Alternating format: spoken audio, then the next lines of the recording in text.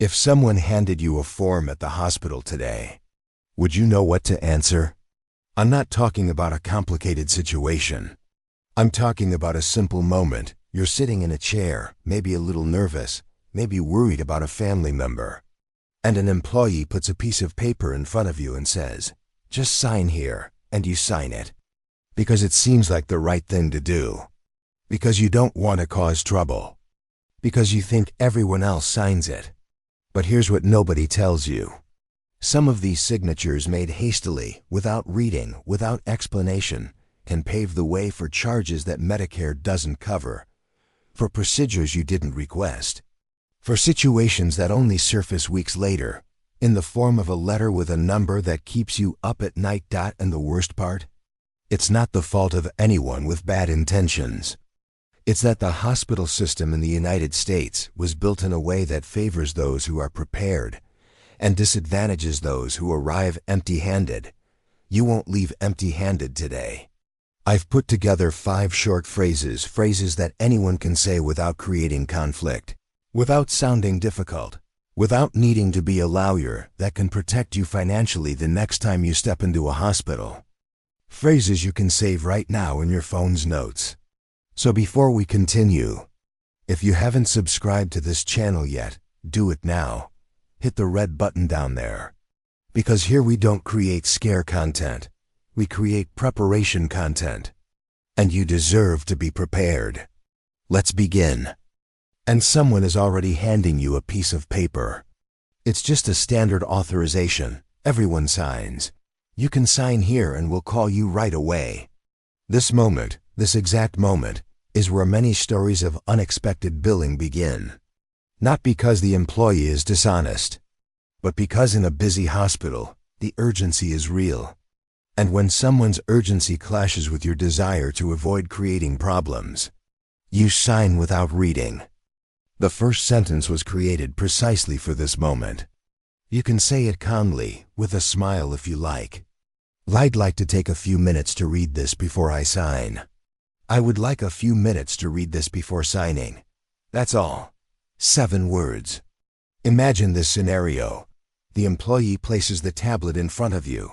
You don't panic. You don't make a face. You look at him and calmly say, "I'd like to take a few minutes to read this before I sign." And then you read. It might just be a standard admission form. That's fine, you sign it knowingly.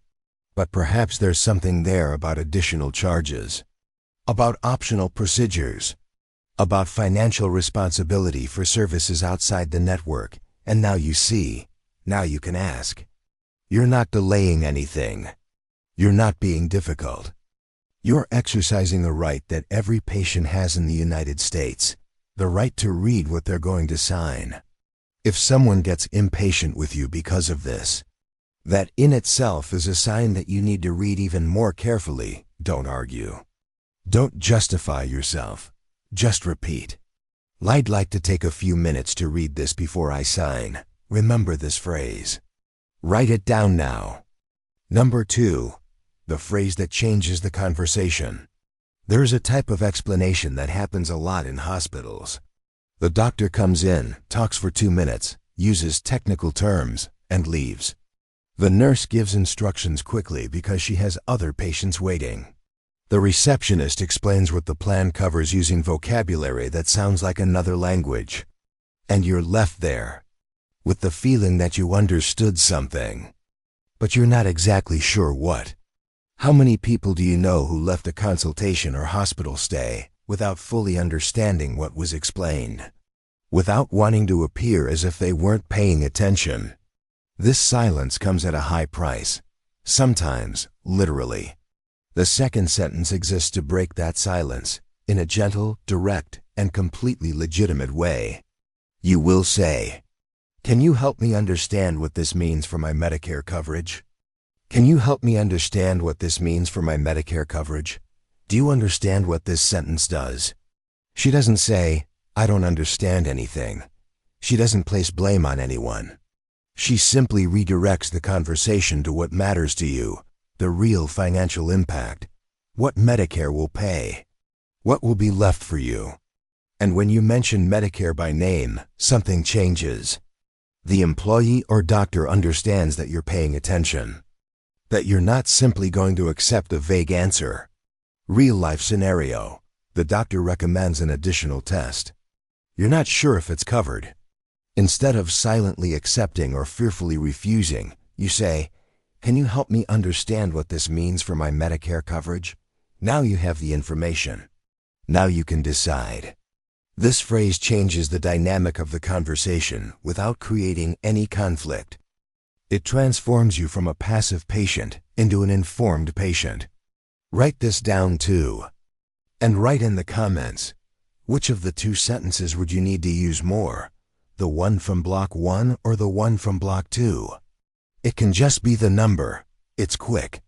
And it helps me a lot to know what to create for you. Let's continue. There are still 3 sentences left. And the next ones are the most important. They hand out tablets. A small screen with small print, scrolling down with a space for you to sign with your finger. And there's something about this format that creates a different kind of pressure. You can hold the paper, you can fold it. You can ask someone to keep it. The tablet seems temporary. It seems like if you don't sign now, it will disappear. Furthermore, when you're not used to that type of screen, it can be difficult to even scroll through the document. It may seem like the sign button is the only way to proceed. And there lies the trap. Not one of bad faith, but of design. The system was built to be fast. And fast in this context isn't always good for you. The third sentence resolves this in a very simple way. Is there a printed version I can review? Or can I take a photo of this to keep for my records? Is there a printed version that I can review? Or can I take a picture of it to keep in my records? This sentence does 2 things at the same time.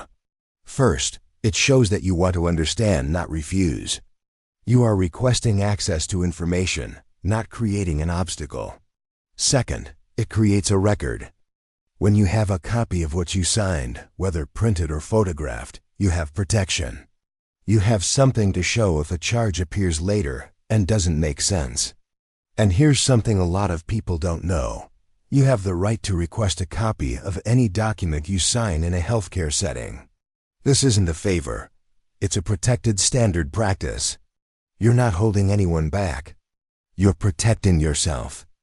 Diga com tranquilidade. Is there a printed version I can review? Or can I take a photo of this to keep for my records? And write this phrase down as well. Number 4, a phrase for when you're in a hurry. I'm going to describe a scene that many people have experienced. You're trying to read a piece of paper, or trying to understand what they explain to you. And there's an employee standing there next to you, waiting, maybe looking at their watch, maybe with other patients in line. And you feel that pressure, that discomfort of making someone wait. So you speed up.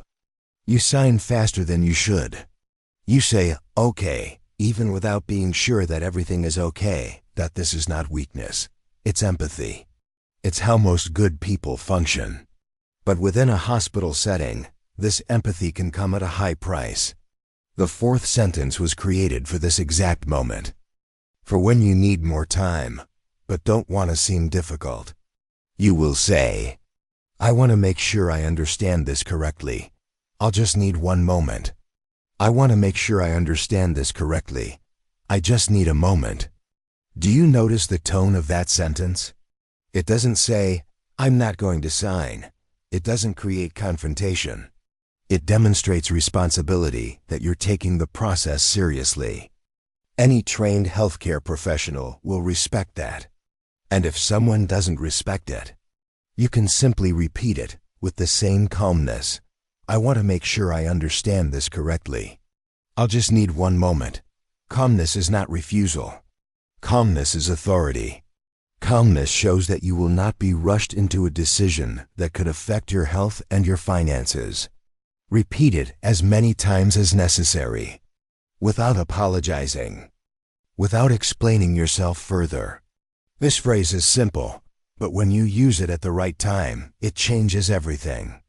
Keep it safe. Without a spouse, without someone trustworthy who can listen together, ask questions together, decide together. And when you're alone, tired, maybe in pain, maybe worried, it's very easy to feel like you need to solve everything right now, that you can't ask to wait, that asking for help will seem like you can't take care of yourself. I want to say something very clearly. Asking for time is not a sign of weakness. Asking for the presence of someone you trust is not a sign of weakness. It's intelligence. It's protection. It's exactly what a prepared person does. The fifth sentence, the most important of all, is this. Before I sign anything, I'd like to contact my family member advocate. Can we schedule this for a little later? Before signing anything, I'd like to get in touch with a family member or trusted person. Can we schedule this for a later time? This phrase means, I care about what I'm signing. I have someone who supports me. And I'm not going to make important decisions alone when I have the option not to. In the United States, patients have the right to postpone non-urgent decisions to consult with family members or a patient advocate. This does not delay emergency treatment, but it can protect you from making hasty decisions during vulnerable times. Imagine this, you're in the hospital. They bring you a form about an optional procedure. You're tired. You don't fully understand it. Instead of signing, you say, before I sign anything, I'd like to contact my family member. Can we schedule this for a little later? This simple request can be the difference between an unexpected bill of thousands of dollars and an informed decision, made calmly with someone by your side. Asking for help doesn't diminish you. Asking for help is what the wisest people do. Sentence 3, for digital documents. Is there a printed version I can review? Or can I take a photo of this to keep for my records? Phrase 4, for when you're in a hurry. I want to make sure I understand this correctly. I'll just need one moment. Sentence 5, the most important. Before I sign anything, I'd like to contact my family member, advocate. Can we schedule this for a little later? Save these 5 sentences in a note with the title, Hospital Important Phrases. The next time you go to a hospital, whether for yourself or to accompany someone, you'll have these phrases up your sleeve. You'll know what to say. You won't be caught off guard. You will be prepared. Now, one quick thing before you go. Write the word in the comments. Save. That single quotes it. One word. It tells me you've kept these phrases and motivates me to keep creating content like this for you. If you found it useful, hit the like button now. This simple gesture helps this video reach other people in their 60s, 70s, and 80s who need this information as much as you do. And if there's someone in your life, a sibling, a friend, an elderly neighbor who goes to the hospital alone, send this video to them now. It could be the most useful gift you give this month. And look over there on the screen. There's a video playing now that complements everything you've learned today. It's about what happens after you leave the hospital, those bills that arrive in the mail weeks later, and nobody explains what they're for. If you want to continue protecting yourself, click there now. Thank you for being here. Take care.